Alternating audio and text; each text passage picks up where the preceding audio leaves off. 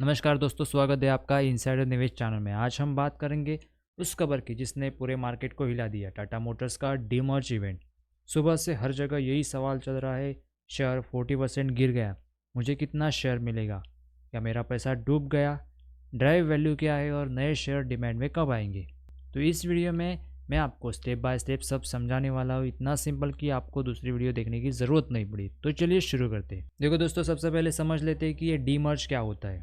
Demerge का मतलब जब कोई कंपनी अपने अलग अलग बिजनेस को अलग अलग कंपनी में बांट देती है। टाटा मोटर्स के पास दो मेन बिजनेस है, एक पैसेंजर व्हीकल यानी कार्स और ईवी वाला हिस्सा, और दूसरा कमर्शियल व्हीकल यानी ट्रक्स और बसेस वाला हिस्सा। अब दोनों की ग्रोथ स्ट्रेटेजी अलग है। ईवी वाला हिस्सा फास्ट ग्रो कर रहा है, जबकि कमर्शियल वाला थोड़ा स्टेबल बिजनेस है। तो टाटा मोटर्स ने डिसाइड किया कि दोनों को अलग अलग कर देते ताकि दोनों अपनी स्पीड से ग्रो कर सके और मैनेजमेंट का फोकस साफ रहे। इसलिए अब दो कंपनीज होगी, टाटा मोटर्स पैसेंजर व्हीकल्स और दूसरी टाटा मोटर्स कमर्शियल व्हीकल्स। अब आता है मेन सवाल, हमें कितने शेयर मिलेंगे। कंपनी ने साफ कहा है कि यह रेशो 1:1 रहेगा। मतलब अगर आपके पास टाटा मोटर के 100 शेयर है तो अब आपको 100 share Tata motor passenger vehicle के मिलेंगे और 100 share Tata motor commercial vehicle के मिलेंगे। आपके टोटल शेयर अब 200 हो जाएंगे, लेकिन टोटल वैल्यू वही रहेगी, बस दो हिस्सों में बढ़ जाएगी। अब सबका डर यह है कि शेयर तो 40% गिर गया है, लेकिन दोस्तों ये गिरावट असली नुकसान नहीं है, एक सिर्फ एडजस्टमेंट है। कल तक टाटा मोटर्स का शेयर 660 था, आज 400 पर खुला। अब लोग बोल रहे हैं कि भाई 260 रुपये उड़ गए, लेकिन हकीकत यह है कि 260 रुपये आपके दूसरे शेयर यानी टाटा मोटर कमर्शियल व्हीकल में जा रहे हैं। तो एक्चुअल लॉस नहीं हुआ, बस वैल्यू दो हिस्सों में बढ़ गई है। अब एक कॉन्सेप्ट आता है डिवाइड वैल्यू। इसका मतलब होता है कि एक नए शेयर की अप्रोक्सीमेट वैल्यू यानी एस्टिमेट प्राइस क्या होगी जो डीमर्ज के बाद लिस्टिंग होगा। फॉर्मूला सिंपल है, कल का क्लोजिंग प्राइस माइनस आज का ओपनिंग प्राइस, यानी 660 माइनस 400, तो यहाँ निकल के आता है 260।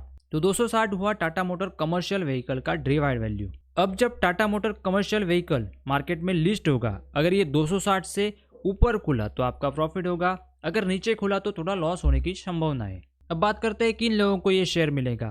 कंपनी ने रिकॉर्ड डेट रखी थी 14 अक्टूबर, यानी जिसने भी 13 अक्टूबर तक टाटा मोटर्स को होल्ड करके रखा था, सिर्फ वही नया शेयर पाने का हकदार है। 14 अक्टूबर को खरीदने वाले को ये बेनिफिट नहीं मिलेगा, यानी आज के दिन जिसने भी ये शेयर खरीदा है उसे ये बेनिफिट नहीं मिलने वाला है, क्योंकि सेटलमेंट T+1 सिस्टम होता है, इसलिए उसको ये बेनिफिट नहीं मिलेगा। अब सवाल आता है कि ये नए शेयर डीमैट अकाउंट में कब दिखेंगे। देखो, ये प्रोसेस थोड़ी लंबी होती है। पहले कंपनी को अप्रूवल्स लेने होते हैं, फिर लिस्टिंग करनी होती है। आमतौर पर इसमें 45 से 60 दिन लग जाते हैं, यानी करीब 2 महीनों के बाद आपके डीमैट अकाउंट में टाटा मोटर कमर्शियल व्हीकल नाम से नया शेयर दिखने लगेगा। अब एक ज़रूरी पार्ट है कि कॉस्ट ऑफ एक्विजिशन, मतलब ये आपके पुराने टाटा मोटर्स के बाइंग प्राइस को अब कैसे डिवाइड किया जाएगा।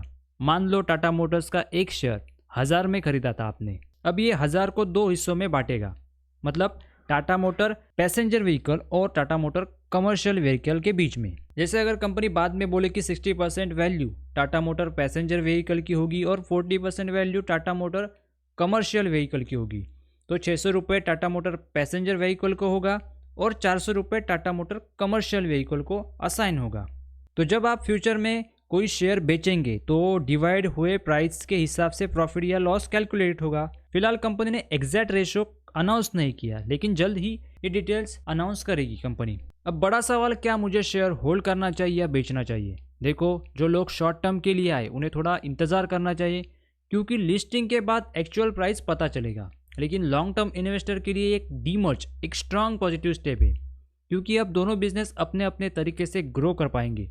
टाटा ग्रुप हमेशा शेयर होल्डर फ्रेंडली रहा है, इसलिए पैनिक में सेल मत करना, थोड़ा टाइम दो, क्लियरिटी अपने आप आ जाएगी। लेकिन ये कोई बाय या सेल रिकमेंडेशन नहीं है। निवेश करने से पहले अपने फाइनेंशियल एडवाइजर से जरूर सलाह लें। तो दोस्तों, आप सबका कंफ्यूजन क्लियर हो गया होगा। टाटा मोटर्स का शेयर गिरा नहीं है, बल्कि दो हिस्सों में बढ़ गया है।